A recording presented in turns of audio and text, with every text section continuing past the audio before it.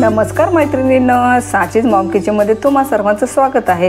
आज आपण बनवणार आहोत गाडीवर मिळणारे सर्वांना आवडणारे गोल भजी।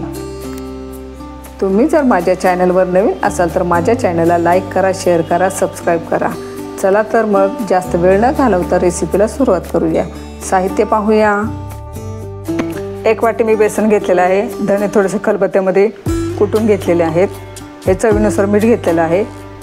1-2 चिमटी खायचा सोडा घेतलेला आहे। 2-3 हिरव्या मिरच्या मी खलबत्त्यात कुटून घेतलेल्या आहेत। ओवा घेतलेला आहे थोडेसे जिरे घेतलेले आहे आणि जितकं बेसन घेतलेलं आहे तितकेच आपण कांदाही बारीक कापून घेतलेला आहे आणि थोडीशी कोथिंबीर घेतलेली आहे। सर्वप्रथम मी एक भांडे घेतलेलं आहे। त्यामध्ये आता आपल्याला 1 वाटी बेसन घेतलेलं टाकायचं आहे आणि त्यामध्ये थोडंसं पाणी टाकायचं आहे। पाणी थोडंच टाकायचं आहे, एकदम टाकायचं नाही आहे आपल्याला।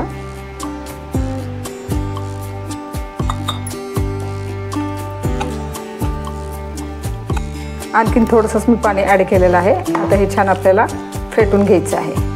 फेटून घेतल्यामुळे काय होणार आहे, आपले भजी आजपर्यंत छान जाळीदार होतील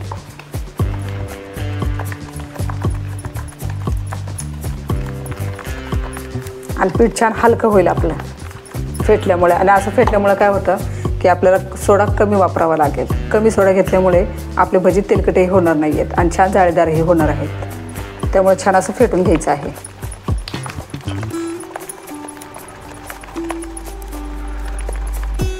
असं छान फ्लफी झालेलं आहे पीठ आपलं, तुम्ही पाहू शकताय फेटल्यामुळे। आता आपल्याला बारीक कापून घेतलेला कांदा ॲड करायचा आहे।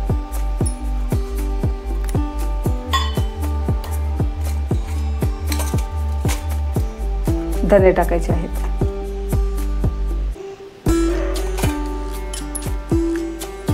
चवीनुसार मीठ टाकायचं आहे।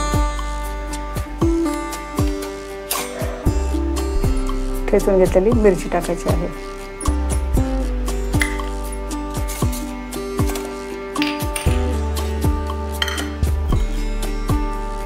कोथिंबीर टाकायची आहे।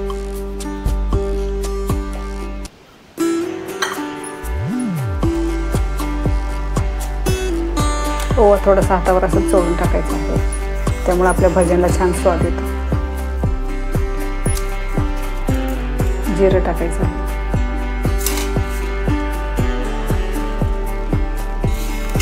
सोडा मी टाकलेला नाही आहे। जेव्हा आपण भजी करायला घेणार आहोत तेव्हाच आपल्याला सोडा ॲड करायचा आहे। आता हे छान आपल्याला मिक्स करून घ्यायचं आहे।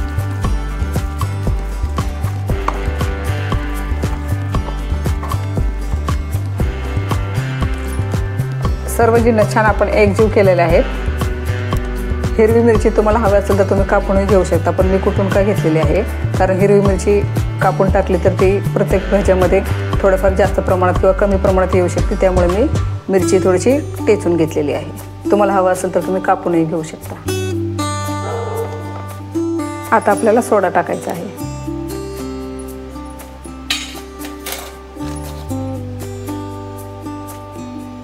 थोडंसंच पाणी टाकत आहे मी आणि छान एकजीव करून घ्यायचं आहे आपल्याला। आता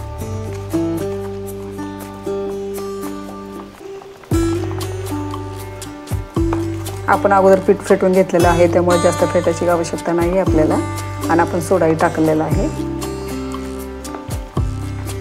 आपलं बॅटर या पद्धतीचं झालेलं आहे, तुम्ही पाहू शकता। जास्त पातळ करायचं नाही आहे, नाहीतर आपले भजी असे चपटे किंवा बसके होतात।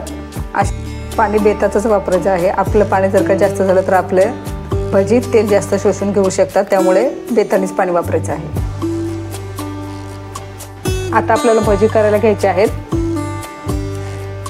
बाजूला मी तेल गरम करत ठेवलेलं आहे, त्यातला आता आपल्याला 1 चमचा गरम तेल टाकायचं आहे त्याच्यामध्ये।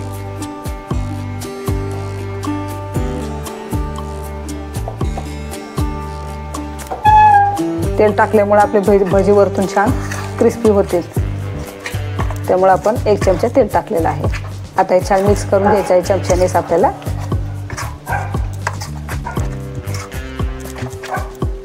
आता आपण भजी टाकायची आहे।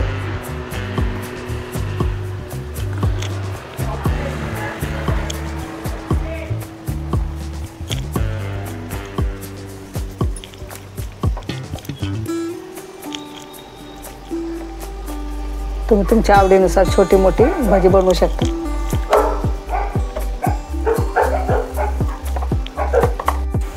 चमच्याच्या सहाय्याने असं भजीवरती तेल सोडायचं आहे आपल्याला। गॅसची फ्लेम मी मध्यम ठेवलेली आहे।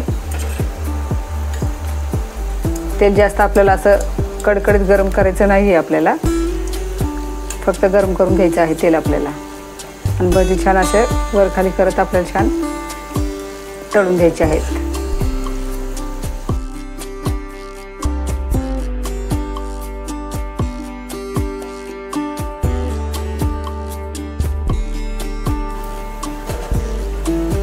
आपली भाजी छान सोनेरी रंगावर तळून घेतलेली आहे, ते आता आपण काढून घ्यायची आहे।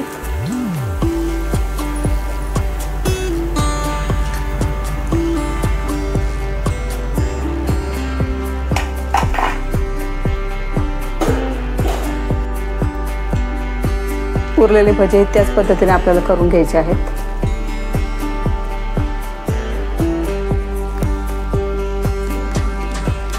आज आपण गाडीवर मिळणारी गोल भजी बनवत आहोत।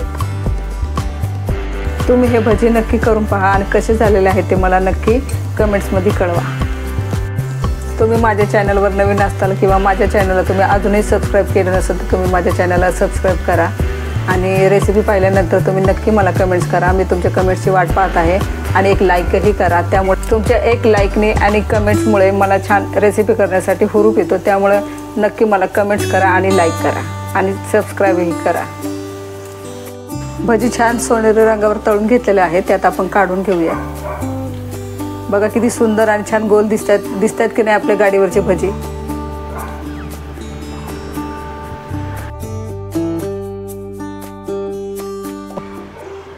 भजी म्हटलं की मिरच्या हव्याच। थोडंसं मीठ टाकत आहे मी।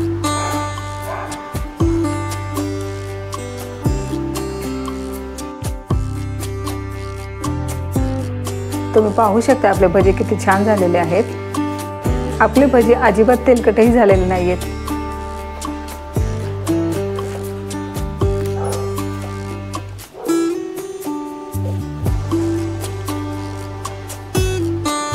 आता मी तुम्हाला एक भजी तोडूनही दाखवणार आहे।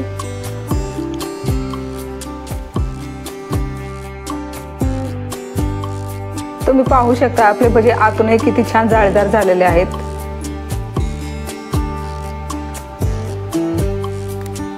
अशाच नवनवीन रेसिपी पाहण्यासाठी माझ्या चॅनलला लाईक करा, शेअर करा, सबस्क्राईब करा। पुन्हा भेटूया एका नवीन रेसिपी सोबत। तोपर्यंत पौष्टिक खा आणि मस्त रहा। धन्यवाद।